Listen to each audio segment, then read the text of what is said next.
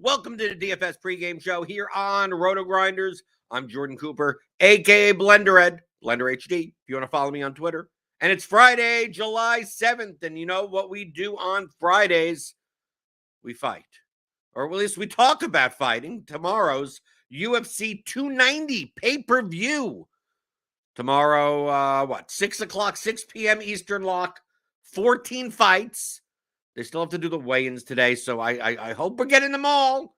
I hope we're getting them all. We got 2 5-round fights, right? 2 title fights. So makes the slate a little bit more interesting. The slate is a doozy. This slate is a doozy, folks. If you want a breakdown of all the fights, Liam and Mike, they just posted the Grounded Pound podcast. So if you're a RotoGrinders premium subscriber, you can listen to that after the show, behind the paywall. Grounded Pound podcast, the expert survey, all the breakdowns, the projections, ownership, everything. Lineup HQ to build all of your lineups. Click on that link in the description, get $10 off your first month. But now we're just going to take a first look. First look-see at the slate. You know what we do, right? Every UFC slate. Obviously beforehand, give me those thummy thumbs. You know how much I like those, right? This is free content. This is like the only free MMA content. This and tomorrow's crunch time, right? So I'll be on with Mike H3 Buddha Brown. I'll be on with him 5:30 Eastern tomorrow before the slate. But we don't do much free MMA content, so hit that thumbs up button to let us know that you want more of it. You want to keep it free. But the two things we always talk about when trying to determine what types of lineups are we looking to build more than others is, especially for large field GPP, size of the slate, spreads of the fights. Okay, the two main contextual variables for MMA DFS. So we have a 14 fight card. So that's a fairly large. That's large. Right, 15 would be the largest. 14 is pretty large. A lot of fights. When there are a lot of fights, obviously there's more opportunities for higher scores, which means maybe prioritizing more ceiling than win probability, right? Especially when it comes to underdogs, right? A lot of times on smaller cards, it's like, oh, maybe 80 points for an underdog win. That could be in the optimal lineup. That could be in the nut lineup. In large field contests, usually the nut lineup, or very close to the nuts, is the first place lineup. So when you take a look at underdogs, care more about ceiling, even favorites, right? 90 points in a 9K win ain't going to cut it this slate. Probably not. Then we also look at the spreads of the fights, how lopsided they are on the slate. This slate is one of the most lopsided slates I think I've ever seen. Maybe. I don't know. In recent memory, at least. So I'm going to my worksheet here. Obviously, it's not all filled out. And these are lines from like 2 days ago. I don't think much has changed. Obviously, I had to just update the Bo Nickel line, right? Because he's a last-minute replacement, Val Woodburn. So here's all the fights. I mean, look at the sizes of these favorites. Like everyone in like the 9K range is at least a 3-1 favorite, at least, if not more. You got Bo Nickel, 96% win probability. Jack Della Maddalena, 90%. Tyra, 90%. Simon, 83%. Jaregui, 80%. Volkanovski, 79%. Whitaker, 80%. Petrino, 74%. Price, 72%. Jalen Turner, 71%. I mean, like, there aren't many pick'em fights at all on this card. You got, like, you know, the Aguiar, Ribovics, and the Crute fight, essentially. And then you also don't have an $8,400 and an $8,300 fighter. Like, these mid-range, like, you're missing. You're missing, like, a lot of times you're building with mid-range fighters just to, you know, to build decent construction, mid-range constructions. This is like every lineup you build is going to be like an up and down lineup. There's just not many options in the mid-range, just salary-wise. There isn't. They literally don't exist there. Then we have 2 5-round fights. We have the Moreno-Pantoja fight. Then we have the Volkanovski-Rodriguez fight. Obviously, the more fights there are, the more opportunity there is for a non-5-round fighter to outscore a 5-round fighter. But on this slate, there don't seem that many underdogs that, I mean, dude, these lines are ridiculous. I mean, yeah, maybe we'll get a weird slate where multiple, tons of underdogs win. Based on the betting line probability, that's not the case. This could easily be a slate where maybe only 2 dogs win. That's it. Maybe no one wins. Maybe no dogs win. I mean, it's 14 fights. Probably some underdog is going to win. And it's quite possible that in those types of cases that based on lineup construction, the highest scoring dog that loses is in the optimal lineup. And when that happens, it's most likely to come from a 5-round fight. So, I can obviously see Pantoja and Rodriguez. There's more usefulness on this slate than anything else because favorite-wise, Moreno at 8,700, Volkanovski at 9,200. There's a lot of fighters. Look at these ITD lines. Bo Nickel, minus 1,000. Della Maddalena, minus 450. Tyra, minus 300. Saman, minus 185. Petrino, minus 225. Nico Price, minus 110. Jalen Turner, minus 175. And then you still got these plus 115, plus 115. Aguirre, plus 100. Ribovics, plus 100. I mean, dude, these ITD lines are stupid. I mean, they're going to be a lot of finishes based on the betting lines, at least. So there's a lot more opportunity in the favorites to beat Moreno, beat Volkanovski. It could be one of those slates where both Volkanovski and Moreno both win, and Pantoja or Rodriguez is actually in the winning lineup, even in a loss. Especially if they go the distance. I mean, these fights are more likely to go the distance than and they're volume based, right? Volkanovski could put up, 100, 105 points in a decision. Your Rodriguez could put up 60, right? Something like that, depending on if Volkanovski wrestles. The same thing for Moreno and Pantoja. I mean, Pantoja could easily score 70 in a loss. And if he wins, I mean, there may not be many dogs that win. I mean, look at the spreads of these fights. So when the spreads of these fights are so wide like this, it's more and more likely that the nut lineup, the optimal lineup, is going to use most of the salary. That a 50K lineup. This doesn't seem like the type of slate where a 47K lineup leaving 3,000 on the table has that very high of a win probability. There's just not many there's so many heavy underdogs that most likely it's going to come down to you building some type of 49-5-ish plus type of lineup. And what's the comp? What 1 or 2 underdogs actually do win? And then what 1 or 2 9K fighters put up 1 million points? Just put up more points than the other fighters. I mean, it's quite possible on this slate that you take a look at these 9K fighters and they all put up 100 plus. Right? But maybe Della Maddalena puts up 107 while Tyra puts up 118. And you're going to need Tyra. Bo Nickel, 9,800, wins in the first round, but only scores 101 points, right? Punch, takedown, submission, and you're done. 101. For 9,800, ain't going to cut it. Not for the nut lineup, probably. The byproduct, however, of playing lineups that are close to 50K, I think your min cash rate is actually going to go up in comparison to other lineups. I think it's going to be fairly easy to get 4 wins in your lineup.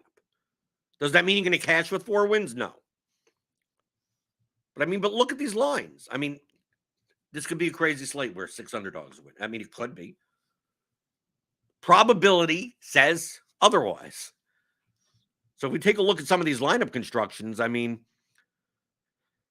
if you play main event dogs, so let's say you go with Pantoja and Yair Rodriguez. I mean, you have 88.75 remaining average salary, right? So if you look in the mid range, even if you're going to play like someone even if you play Jimmy Crude or something, right? 9,100, and you play like Jalen Turner. I mean, even if you play Bo Nickel up here, you don't even have enough money. Even playing Pantoja and Rodriguez, like you still don't have enough. Like 8,700, you're stuck here. Maybe you don't play Jalen Turner. Maybe. I mean, these mid-range guys, Aguiar, Ribovics, Crute, Menefield, Kirk, Ross, are going to be, I think, over-owned just due to lineup construction. But that may actually be the path to go because a lot of these underdogs are. I mean, some of these are going to get crushed. I think popular constructions are going to have more of like something like this with like Denise Gomez. Right now you have 95.33. Like there'll be something where you get like 3 lower priced fighters. You have like Nickel, Tyra. Maybe you don't play Volkanovski against him, right? Or you do something like Madalena, Petrino, like something like that. Using like 3 9K fighters, and you try to find it. A lot of lineups are going to look like this. They're either going to look like this, or you're going to sacrifice like one of these 9K guys for like a Crute, a Camwell, a Kirk, or something, something like this in this range, right? And then you don't have to play Denise Gomez, and now you're playing, Ribovics or something like this.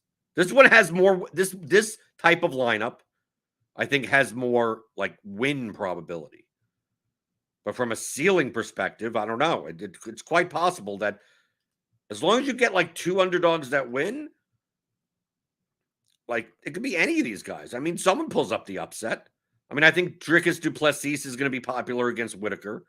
Like you just take a look. I mean, if you just simply take a look at like what favorites are not going to be rostered as much as other favorites, you could kind of get a sense of what the more popular underdogs, even the bigger underdogs, are going to be. I think Robert Whitaker is going to be very low owned at 9,100, right? And if Whitaker is going to be low owned, that means Duplessis is going to get more ownership. I think, Jaregui, right? Probably the lowest out of the 9. I think Whitaker probably is more owned than Jaregui. So Denise Gomez is going to be more popular. I don't know how many people are going to play same in at 9,400. I think people are going to play Terrence Mitchell against him. Then once you get to Tyra, Della Maddalena, and Nickel, then it goes down a little bit. But I think more people are going to play Nickel and Della Maddalena than play Tyra. So it's quite possible like Edgar Cherez gets like 10% ownership. Then you look in like the mid-range or something like that. I mean, I don't know how many people are playing Jesus Aguiar. I think people are going to play Shannon Ross. But I think Ross and Kirk because of Aguiar and Ribovics because they're just like 8,600, 8,500. They're really hard to squeeze in. Obviously, the 5-round fighters are going to be owned. I think the worst out of the 4 is Brandon Moreno at 8,700, just from his scoring potential versus his ownership. I think he'll be around, high 20s, 25 to 30% owned. But there's just so many fighters that could just outscore that. I mean, I'd much rather. And the field will do it also. Pantoja is going to be more owned. I think Volkanovski will be around 30% owned. But I think Rodriguez is going to be even more. I think the underdogs are going to be more owned than the favorites in the 5-round fights. And then you have to build around duplication because, like, are you going to play 2 5-round fighters in your lineup? I mean, there's 14 fights, so I mean, you can do it and still be under 5 dupes. But I think I'm much more likely to only play 1. Put a group in Volkanovski, Moreno, Pantoja, Rodriguez, max 1. And I'm much more likely to play the underdogs for this the context of this slate. Even though that will be a more popular construction. I mean, there's so many more combinations. There's 14 fights. You can make tons of combinations. Getting leverage off of a popular favorite with one of their underdogs, I think that's absolutely viable. That's what you'd be doing. Don't play Pantoja with Gomez and Mitchell and Kirk and Ross. Don't do that. Like, whatever favorite that you're not playing in the lineup, play the underdog against him. Right? So if you're not playing Petrino, play Marcin Prachnio. If you're not playing, I don't know. I think at nickel, I don't think you play Val Woodburn. I mean, Woodburn, Harrell, and Cherez are low percentage. I mean, you could go for it. You can. But I think I'm much more likely to, Dan Hooker against Jalen Turner. Like, to me, like, from what I can tell right here, like Hooker, Lawler. Like, the thing about Lawler, though, Lawler's already announced that this is his last. He's retiring. This is it. This is it for Lawler. It's Nico Price versus Robbie Lawler. And it's not like Nico Price is trustworthy either. But what's one thing that's almost always true? Almost always. When you hear a fighter saying, yeah, this is my last fight, I'm retiring, typically doesn't end well. And especially Robbie Lawler, right? I mean, we've seen him just get smothered. Give up like 7 million significant strikes. But hey, you never know. Because it's not like you can really trust Nico Price. This is a fight. Nico Price versus Robbie Lawler is a fight of like two people that throw with no defense. So anything could happen, I guess, right? Even though Nico Price is what, minus 260 to win, minus 110 inside the distance. But maybe you go with the Lawler. I mean, you're not going to like it, dude. If you're building your lineups, okay?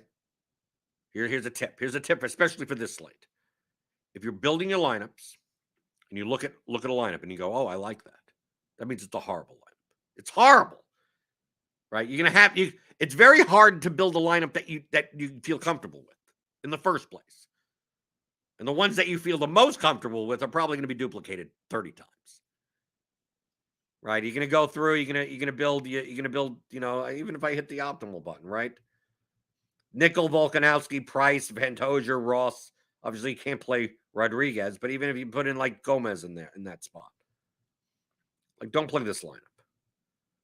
Nickel, Volkanovski, Price, Pantoja, Ross, Gomez. Like, easy. Even if you want to change Price to Petrino, if you want to change Ross to Kirk, like, this is what it's going to look like. You're going to see tons of these types of lineups. If you want to change Gomez to Duplessis, right, and move down from Nickel to Della Maddalena or something like that, this is what all these lineups are going to look like. I think once you start shoving in like 2 5-round fighters, especially like 1 high, 1 low, like Volkanovski plus Pantoja, you're just so limited. Like, the combinations of the rest of the fighters are also going to be like owned together. So these are the types of lineups that I'm probably not going to be looking to play. But boy, the lineups that you're looking to play is, I mean, boy, do you want to take a shot on Yasmin Jauregui? When the fight is most likely going to go the distance. I mean, what's her path? She's not a grappler. I mean, she basically needs a knockout to get 100 points. Even in a volume decision, 110. Dude, she could score 110 and still be the 7th highest scorer on the slate. Like, that's how ridiculous this is. I mean, look at these odds. And then you also have to consider, based on the price, I mean, it could be one of these things where, yeah, it looked easy, puts up 105 points, and doesn't make the nut lineup at these prices. Like Della Maddalena. I mean, Della Maddalena essentially is a knockout. He's not wrestling. Nickel wrestles. Tyra wrestles. Saman can. Volkanovski can. But like Della Maddalena, Jauregui, and Whitaker, like Petrino wrestles. Jalen Turner can. But Della Maddalena, I mean, could be, you could get 40 significant strikes in the first round and a knockout. So you get 100 and something, 112 points. At 9,700, okay, it could be fine. But maybe that's still not enough. And all someone needs to do is, like Cameron Saman puts up 115. Oh, it's not the nut lineup anymore. I think that's what's going to be the battle up here. The battle is going to be like I think everyone up here, probably, based on the betting lines, look at these win probabilities. Everyone up here puts up 100 plus points. Like everyone. Or close to it. 90 plus points. And it just comes down to which two do you need? The two highest ones. And a lot of that could come down to variance of just like the timing of the finish. Or it could be one of the things where there's not a finish, where you get the Tatsuya Taira doesn't get a finish, but in a 3-round decision has 8 takedowns and 13 minutes of control time. And he ends up with 138 points regardless.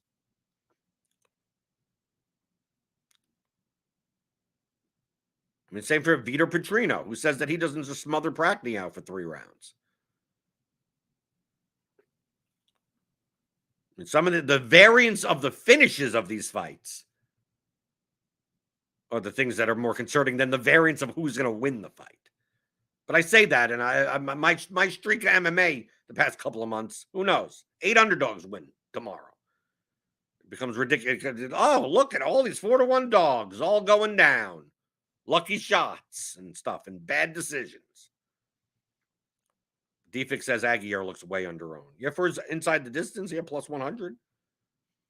But I mean, he's only a 60%. He's only minus 150 to win. But yes, based on my current rating, yes, I have.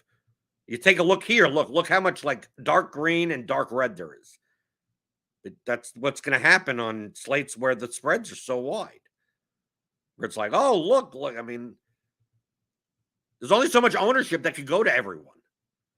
Like when someone has an 83% chance of winning in the first round, and they're only going to be 40% owned.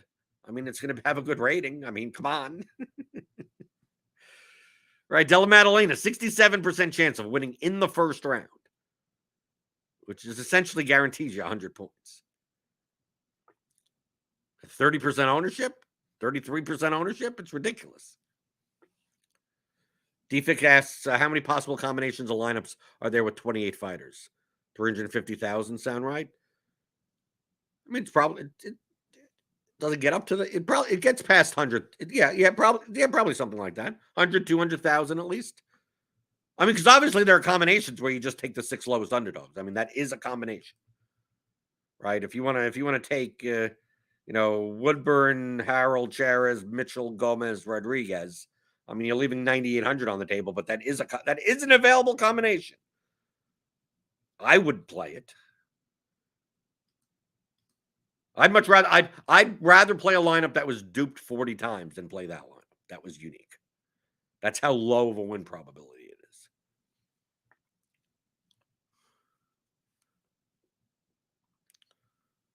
But yeah, but you have to get rid of, like those types of combinations. Also, combinations where you're stacking fights also exist as well. Right? There's a combination when you're playing Jaregui and Gomez in the same line. Would I do that? Absolutely not. But that is a combination. So once you kind of eliminate some of those, like the obvious ones, lineups that are like on this slate, I would say lineups that are under 46K are, I would say, probably dead in the water. I mean, probably even higher than that, but I mean, just 45K, 46K, just like those, just get rid of those. I'd get rid of all the lineups that stack a fight that isn't a 5-round fight. I get rid of those. Those are ones you're probably not playing. But you could easily, I mean, some of those combinations, you can get, there's 200,000 combinations. I mean, maybe 70,000 of them are maybe those.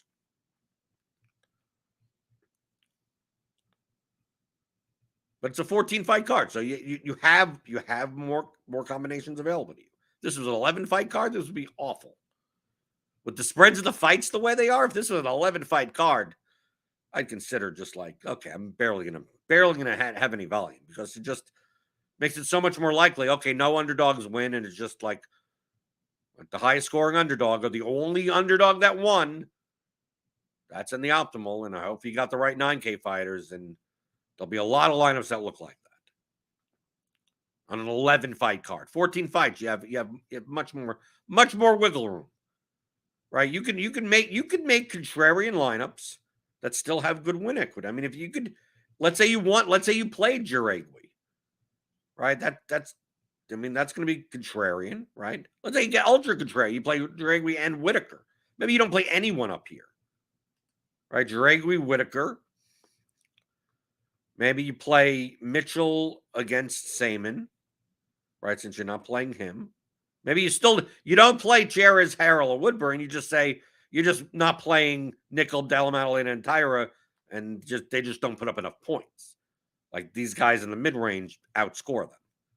Right, so you got 82-67 left. Maybe you can play Dan Hooker, maybe against Jalen Turner, something like that. Right, you got 8,700. 8,700. You can play like Ribovics versus Cook and Nico Price or something. I mean, like these are viable lineups. And this is super contrarian, but I mean, it's super contrarian, but look at the lineup. It's not it's not ridiculous. Price, Ribovics, Hooker, Mitchell, Whitaker, Juragui, right? And even if you want to take out, if you want to just like, okay, well, I don't want to play Whitaker and Price, and I go and you play Delamadalena, and then a Jimmy Crute or something like that. You could do that. There you go. If you don't want to play Juragui and you want to play Whitaker in this spot, okay, why not? Like you can make these types of lineups. No 5-round fighter. Neither of the 2 5-round fights. You could do that. Hell, if you have neither of the 2 5-round fighters, you could probably still play a Bo Nickel. You could still play a mid-range, some of these, the Turners, Aguilar's not, Prices, Petrinos, something like that. I think the ownership's a little bit off. I don't think Jalen Turner's going to be 37%. I mean, he'll be 20, 26, something like that. Grant Brown says max 1 of the 5. Right, okay. Max 2 dogs. I don't know about that. That 2 low dogs. Prioritize ceiling plus 48.5. Yeah, you could do that. But I'd say I could see max 2 low dogs. Like max 2 of like Hooker down. Contain Pantoja in there, or a Pantoja down. Right, because Mennefield, Kirk, and Ross, these are much closer fights. They're dogs, but they're not as big of the dogs as these fights. Like I wouldn't want more than 2 of those guys. Unless they're a 5-round fighter. Not because I think the 5-round fighter is going to win. It's just because if only 2 underdogs win. Like, dude, two of these underdogs could win, and Pantoja and Rodriguez could still outscore them.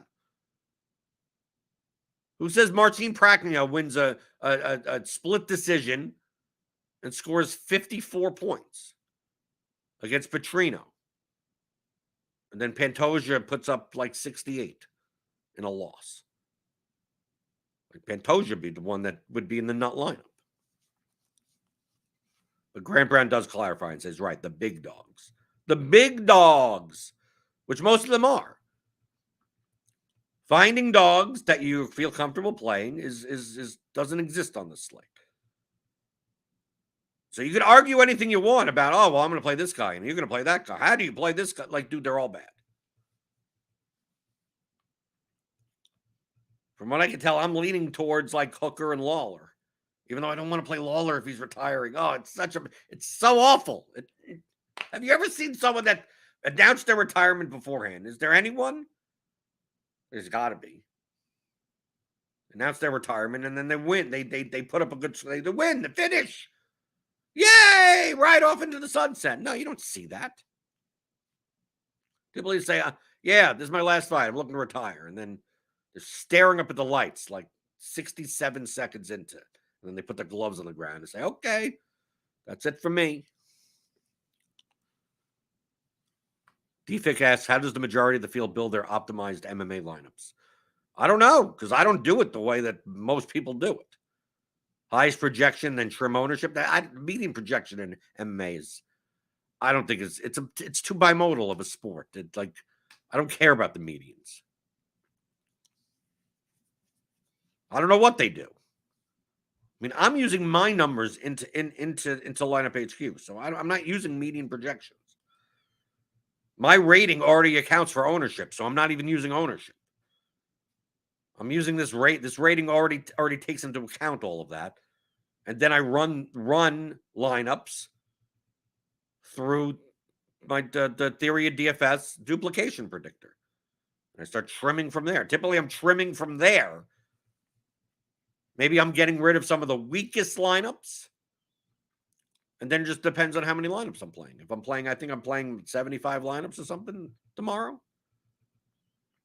Just like how much Josiah Harrell do I want? Maybe I have 2 lineups. Or maybe I decide, hey, in order to get down to 75, just screw it. I won't have any Josiah Harrell. Okay. That's what I do.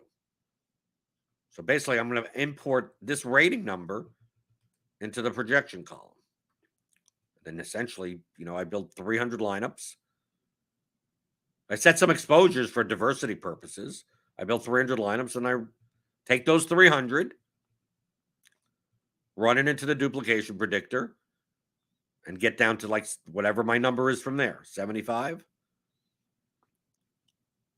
I may bring it into the portfolio trimmer if it's like, okay, let's get rid of some of these 47-8 lineups. Let me get rid of this line, and just pick and choose from there.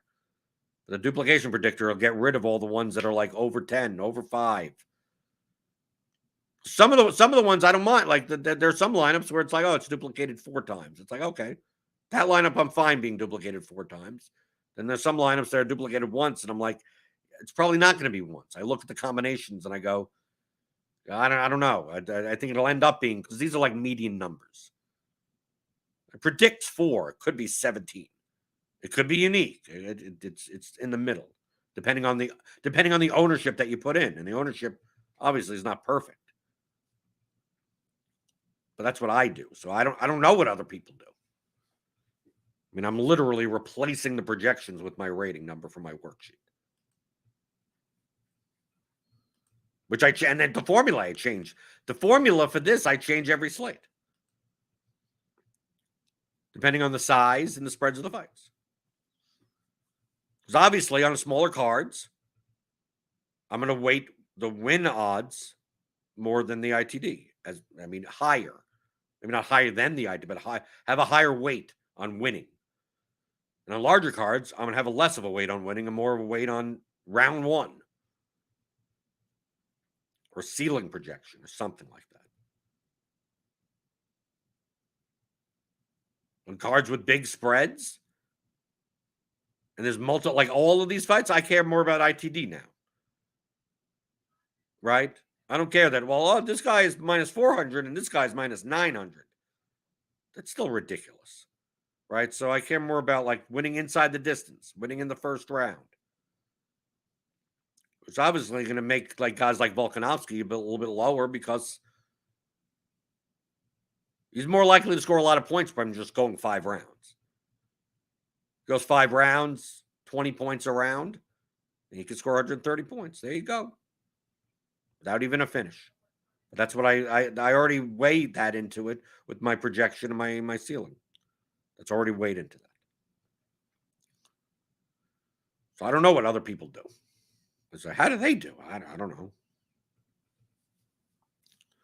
Dfic says I rate then optimize on that as well, just trying to see what common combos optimizers are going to generate. Well, just run the lineups with the median projections. Look at our median projections, run lineups, and see and you can even throw it into the portfolio correlation matrix at theoryofdfs.com if you want. Go download other people's projections and then run the lineups and see what combinations come up more often than others. And then you go, okay, let's try not to play as many of those combinations. You can do that. A lot of times I don't even have to worry about that. A lot of times my rating numbers take care of themselves. Rating numbers and the duplication predictor combined, I don't have to think about anything else. I've streamlined it. I could build all my lineups for MMA. If I built 75 lineups for MMA tomorrow, I could do it in 10 minutes, something like that, around there. I could. I mean, it'd be quick. Typically, I take more like 30 to 60 minutes, but could take 10 minutes. You know what takes less than 10 minutes? You know what takes less than 10 seconds? You know what takes less than 2 seconds? Hitting that thumbs up button. Hit the dummy thumbs. Hit the like button. Hit the subscribe button. Hit the notification bell to know when we go live. We got plenty of shows today for baseball. MLB, we got an MLB slate. We got some betting picks. Got Will's show was just on. Watch that.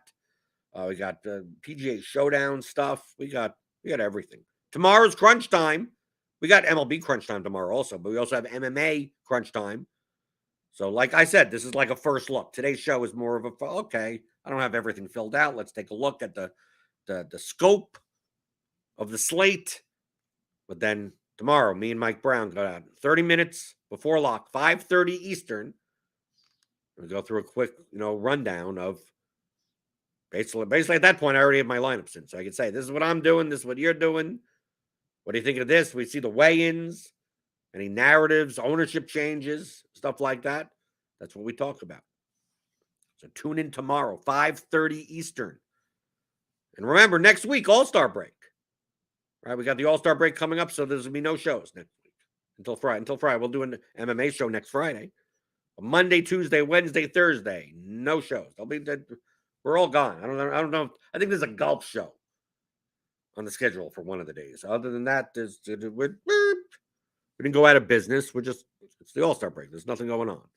So don't expect shows. You won't see thumbnails for that. So I'm going to enjoy my vacation, which is, I'm not going anywhere, but I don't have to, wake up as early. I can sleep in a little bit.